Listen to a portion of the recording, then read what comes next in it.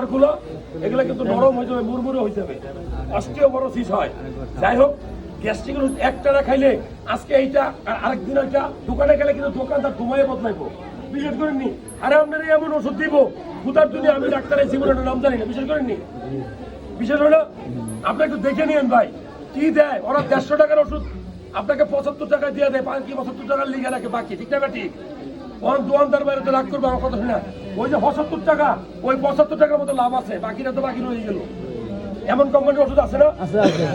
আপনারা ওষুধটা দেখে নিবেন, আল্লাহর দোয়াই লাগে। যেটা ভালো সেটা কিন্তু আমরা সবসময় বলি ভালো, ওই ভালোটাই খাওয়ার চেষ্টা করবেন। আমি কোনো কোম্পানির নাম বলবো না, সাহস নাই, আমি ছোট মানুষ। কথা কি বুঝে গেছে নি? ভালোটাই খাবেন দেখে দেখে। হ্যাঁ, তো ভালো থাকবেন, দোয়া রইল আপনাদের জন্য। সাবধানে যাবেন, ওষুধগুলো নিয়মিত খাবেন।